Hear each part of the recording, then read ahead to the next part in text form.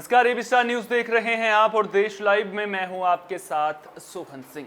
देश लाइव में सबसे पहले बात करेंगे अफगान संकट पर होने वाली सर्वदलीय बैठक की। दरअसल अफगानिस्तान संकट पर केंद्र सरकार ने सर्वदलीय बैठक बुलाई है। 26 अगस्त को सुबह 11 बजे होने वाली इस बैठक में अफगानिस्तान संकट पर चर्चा की जाएगी। दरअसल अफगानिस्तान में तालिबान का राज आना भारत के लिए किसी चुनौती से कम नहीं होगा, क्योंकि भारी निवेश के साथ अफगानिस्तान हमारा रणनीतिक साथी भी है। अब भारत अफगानिस्तान संकट पर क्या रणनीति बनाता है, इस पर सबकी नजरें रहेंगी। बता दें कि फिलहाल अफगानिस्तान संकट पर भारत संयम के साथ काम कर रहा है और वेट एंड वॉच की पॉलिसी को अपना रहा है। हाल ही में भारत ने 500 से ज्यादा भारतीयों को अफगानिस्तान से सुरक्षित निकाला है।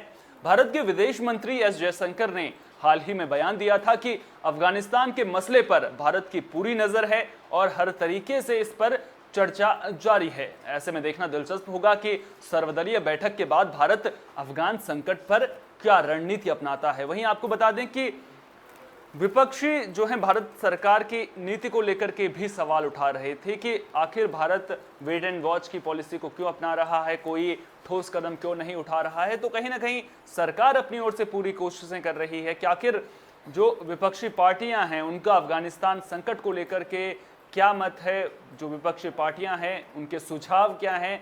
तो भारत को अब किस तरीके से अफगानिस्तान संकट पर कदम उठाता है वो देखना दिलचस्प रहेगा, क्योंकि भारत का अफगानिस्तान में बड़ा निवेश है। इसके अलावा जो अफगानिस्तान है वो भारत का साथी भी है, दोस्त भी है और रणनीतिक साथी भी अफगानिस्तान भारत का है। वैसे में भारत को हर कदम बेहद ही रणनीतिक तरीके से, कूटनीतिक तरीके से उठाना होगा, ताकि जो कुछ भी हालात इस वक्त अफगानिस्तान में हैं उसका भारत को ज़्यादा नुकसान ना पहुंचे। अगर बात तालिबान राज की करें तो तालिबान राज आने के बाद इसका भारत पर असर ज़रूर पड़ेगा। इसका भारत पर असर सीधे सीधे निवेश पर पड़ेगा, क्योंकि हर कोई जानता है कि तालिबान को सीक्रेट तरीके से पाकिस्तान और आईएसआई मदद कर रहे हैं। ऐसे में अगर तालिबान की सरकार वहाँ पर बनती है तो उसका नुकसान भारत को सीधे तौर पर होगा। जो फैसले होंगे तालिबान के उसमें पाकिस्तान का, आईएसआई का सीधे तौर पर हाथ रहेगा।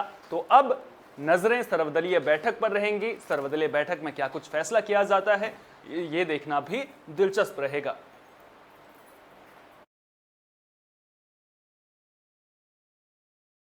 कोरोना के मामलों में गिरावट के बाद आज से यूपी में 6ठी से 8वीं क्लास के स्कूल खुल गए हैं। स्कूलों में पढ़ाई ऑफलाइन मोड में शुरू हो गई है, हालांकि ऑनलाइन पढ़ाई भी जारी रहेगी। यूपी सरकार ने हाल ही में घोषणा करते हुए कहा था कि 4-4 घंटे की 2 शिफ्ट में क्लासेस चलेंगी और एक शिफ्ट के दौरान क्लास में सिर्फ 50% छात्रों को ही बैठने की इजाजत मिलेगी। बाकी बचे हुए 50% छात्र दूसरी शिफ्ट में पढ़ेंगे। बच्चों की स्कूल में एंट्री के लिए अभिभावकों की इजाजत जरूरी है। बिना पेरेंट्स की परमिशन लेटर के बच्चों को स्कूल में एंट्री नहीं मिलेगी। असेंबली को भी क्लासरूम में ही कराया जाएगा और इंटरवल होने पर बच्चों को लंच भी क्लास के अंदर ही करना होगा। जो अभिभावक बच्चों को स्कूल नहीं भेजना चाहते उन बच्चों के लिए ऑनलाइन क्लासेस जारी रहेंगी। बता दें कि 1ली से 5वीं तक के स्कूल भी सरकार 1 सितंबर से खोलने जा रही है। कुल मिलाकर देखा जाए तो कोरोना के खतरे के बीच जिंदगी पटरी पर लौटने लगी है और बच्चों के कंधों पर बस्ते नजर आने लगे हैं। हालांकि विशेषज्ञ तीसरी लहर की आशंका भी जता रहे हैं। ऐसे में सरकार का साफ कहना है कि अगर कोविड के केस बढ़ते हैं तो फिर स्कूल दोबारा बंद होंगे। तो अब जरूरी है तो स्कूलों में कोविड गाइडलाइंस का पालन बेहतर तरीके से हो। इसके अलावा किसी भी तरह की दिक्कतें सामने ना आए, क्योंकि हमने हाल ही में आपको एक सर्वे भी दिखाया था जिसमें साफ तौर पर अभिभावक बच्चों को स्कूल भेजने के पक्ष में नजर नहीं आ रहे थे। लेकिन जिस तरह से कोरोना के केसेस कम हो रहे हैं, ऐसे में सरकार ने हालात को देखा, समझा और परखा, उसके बाद ही स्कूल खोलने का फैसला लिया गया है। अब कई जिले तो ऐसे हैं जहां पर एक भी एक्टिव केस नहीं है। अब ऐसे में सरकार अपनी ओर से जिंदगी को पटरी पर किस तरह से लाया जाए ये कोशिश कर रही है। दरअसल कोरोना काल में पढ़ाई पूरी तरीके से प्रभावित रही थी। ऐसे में अब बच्चे एक बार फिर से स्कूल जाते हुए नजर आने लगे हैं और कोरोना के साए में पढ़ाई जरूर शुरू हो चुकी है। लेकिन ये नहीं भूलना चाहिए कि कोरोना की दूसरी लहर अभी पूरी तरह से खत्म नहीं हुई है। तीसरी लहर का खतरा भी लगातार बना हुआ है और तीसरी लहर में सबसे ज्यादा नुकसान बच्चों को होने की आशंका जताई गई है। तो अब उम्मीद करेंगे कि स्कूलों में कोविड जो प्रोटोकॉल है उसका पालन पूरी तरीके से होगा, ताकि बच्चे कोरोना संक्रमण से दूर रहें। क्या नाम है बेटा आपका? मेरा नाम अनुष्का है। अनुष्का, कौन से स्कूल में पढ़ते हैं आप और कौन सी क्लास में पढ़ते हैं? मैं कैलाशवती इंटर कॉलेज में पढ़ती हूँ। मैं अभी कक्षा 7वीं की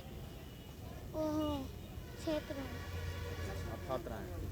तो बताइए कितने दिन बाद स्कूल खुला है आपका? खुला है बहुत दिनों के बाद, अभी तो अगस्त चल तो रहा आप है। स्कूल पहुँचे, कैसा महसूस हो रहा है? अच्छा लग रहा है, बहुत दिनों के बाद स्कूल आई हूँ। अच्छा, तो आपके पेरेंट्स ने भेजने के लिए कोई दिक्कत तो नहीं बोला? नहीं। अच्छा, तो घर पर पढ़ाई कर रहे थे, तो ऑनलाइन पढ़ाई अच्छी लगती है या ऑफलाइन अच्छी लगती है? और स्कूल में आके? स्कूल में आके ज़्यादा अच्छा लगता है। नहीं, बच्चे भी जो है बड़े जागरूकता के साथ आ रहे हैं और साथ ही साथ जो है हम भी कोरोना प्रोटोकॉल का पालन कर रहे हैं। गेट पे ही सैनिटाइज 800 मीटर और उन्हें मास्क लगाने का भी हिदायत दे रहे हैं। साथ ही साथ कक्षा में भी हमारे जो कक्षा अध्यापक भी हैं वे भी जो है उन्हें दिशा निर्देश दे रहे हैं कि सोशल डिस्टेंस मेंटेन करना, मास्क लगाना ज़रूरी है और एक दूसरे से कोई वस्तु आदान प्रदान न करें। इसमें कोई शिथिलता हम नहीं बरत रहे हैं कि बच्चों के साथ कहीं कोई जो है नुकसान हो। बच्चे 50% प्रथम पाली में और 50% जो है द्वितीय पाली में। अफगानिस्तान में तालिबान राज पर अमेरिका और उसके अन्य सहयोगी देश आज बड़ा फैसला कर सकते हैं। सवाल उठता है कि तालिबान को दुनिया में अलग थलग करने के लिए तमाम प्रतिबंध लागू किए जाते हैं या फिर उसे मान्यता मिलेगी। ये फैसला बैठक में हो सकता है। दरअसल सूत्रों से मिली जानकारी के मुताबिक आज जो बाइडेन G7 देशों के नेताओं के साथ वर्चुअल मीटिंग कर सकते हैं, जिसमें अफगानिस्तान से अमेरिका और नाटो देशों की सेनाओं को 31 अगस्त के बाद भी कुछ वक्त तक रोके रहने को लेकर बात हो सकती है। दरअसल 15 अगस्त को तालिबान के अचानक अफगानिस्तान पर कब्जा करने से अमेरिका और उसके सहयोगी देश भी हैरान हैं। तालिबान के कब्जे के बाद से हजारों लोग रोज अफगानिस्तान छोड़ रहे हैं। इस बीच अमेरिका और उसके सहयोगी देश आक्रामक होने की बजाय बचाव की मुद्रा में नजर आ रहे हैं और किसी तरह अपने लोगों को काबुल से निकालने पर फोकस कर रहे हैं। G7 देशों में America, Britain, Italy, France, Germany, Canada और जापान शामिल हैं। इस मीटिंग में तालिबान को आधिकारिक मान्यता देने या न देने पर फैसला हो सकता है। इसके अलावा कुछ प्रतिबंधों को लागू कर तालिबान को महिलाओं के अधिकारों और अंतर्राष्ट्रीय नियमों के पालन के लिए बाध्य करने पर भी सहमति बन सकती है।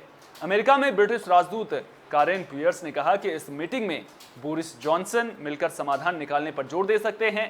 बैठक में यूएन के सेक्रेटरी जनरल एंटोनियो गुतारेस और संयुक्त राष्ट्र के महासचिव जेन स्टोल्टेनबर्ग भी शामिल हो सकते हैं। ब्रिटिश राजनयिक ने कहा कि हम एक ठोस प्लान तैयार करना चाहते हैं ताकि हम सभी लोग सर्वसम्मति से फैसला ले सकें कि आखिर तालिबान से डील कैसे करना है। अफगानिस्तान में तालिबान के राज को उसकी बातों से नहीं बल्कि उसके कामों से जज करेंगे। यदि G7 देशों के बीच तालिबान को मान्यता देने पर सहमति बनती है तो ये बड़ा फैसला हो सकता है। इससे तालिबान को अंतर्राष्ट्रीय मदद हासिल करने, कारोबार करने और कूटनीति में दखल रखने में मदद मिलेगी। हालांकि इसकी संभावना कम ही है। माना जा रहा है कि G7 देश तालिबान पर कुछ पाबंदियां लगाने पर सहमति दर्ज कर सकते हैं या फिर सहमति इनमें बन सकती है। तो अब तालिबान को मान्यता मिलेगी या फिर कुछ प्रतिबंध लगेंगे, ये देखना दिलचस्प होगा, क्योंकि अगर तालिबान को मान्यता मिलती है तो फिर दिक्कतें बढ़ जाएंगी अफगानिस्तान के लोगों की, खासतौर पर उन लोगों की जिन्होंने 1998 का वो दौर देखा है। वो लोग जानते हैं तालिबान किस तरह से शासन करता है, किस तरह के कठोर नियम लागू किए जाते हैं, महिलाओं के साथ किस तरह से उनके अधिकारों का हनन किया जाता है, बीच सड़क पर किस तरह से कोड़े बरसाए जाते हैं, किस तरह की सजाएं होती हैं। तो तालिबान राज से लोग पहले ही डर के साए में जी रहे हैं, अफगानिस्तान छोड़ना चाहते हैं और अब ऐसे में अगर मान्यता मिलती है तो ये बड़ा फैसला होगा। हालांकि संभावना इस बात की है कि जो बैठक होगी उसमें तालिबान पर कुछ प्रतिबंध लगाए जा सकते हैं। ऐसे में देखना दिलचस्प होगा कि जब बैठक होगी तो उसके बाद क्या कुछ फैसला अमेरिका और उसके सहयोगी देश करते हैं।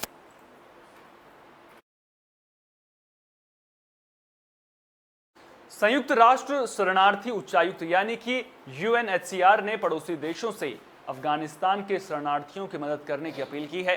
UNHRC का कहना है कि पड़ोसी देशों को शरणार्थियों के लिए सीमाएं खोल देनी चाहिए। हजारों लोग तालिबान के डर से अफगानिस्तान छोड़ रहे हैं और जरूरत पड़ने पर अफगान सीमा पार कर पड़ोसी देशों में पहुंच सकते हैं। यह बयान यूएनएचसीआर के एशिया और प्रशांत क्षेत्र के क्षेत्रीय प्रवक्ता कैथरीन स्टबरफील्ड ने दिया है। उन्होंने कहा कि अफगान शरणार्थियों की बड़ी संख्या के मामले में अंतर्राष्ट्रीय समुदाय को अफगानिस्तान और उसके पड़ोसियों के लिए समर्थन बढ़ाने के लिए तैयार रहना होगा। अफगानिस्तान में 35 लाख लोग आंतरिक रूप से विस्थापित हुए हैं, जिनमें इस साल जनवरी से अब तक 5,50,000 से ज़्यादा लोग विस्थापित हुए हैं। तो यूएनएचसीआर पड़ोसी मुल्कों से ये अपील कर रहा है कि जो तालिबान माफ़ कीजिएगा जो अफगानिस्तान के शरणार्थी हैं उन लोगों के लिए सीमाएं खोल दीजिए। लेकिन सीमाएं खोलना इतना आसान भी नहीं है, दिक्कतें कई तरह की सामने आएंगी।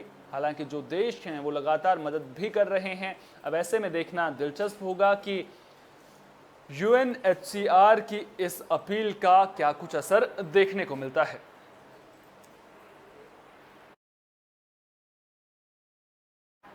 तो यूएनएचसीआर अपील कर रहा है और कह रहा है कि सीमाएं खोल दीजिए, लेकिन क्या सीमाएं खोली जाएंगी, ये अपने आप में बड़ा सवाल है। खैर, खबरों में बढ़ेंगे आगे, बात करेंगे दिल्ली से सटे गुरुग्राम की, जहां एक मकान मालिक ने बहू के किराएदार के साथ अवैध संबंधों के शक में 5 लोगों की बेरहमी से हत्या कर दी।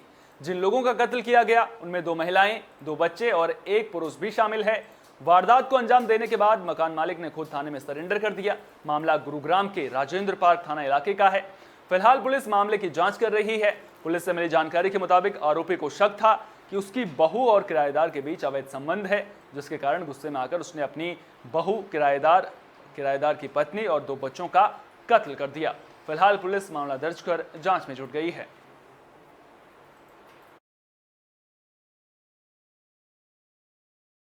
देश लाइव में फिलहाल के लिए इतना ही। दीजिए इजाजत। नमस्कार।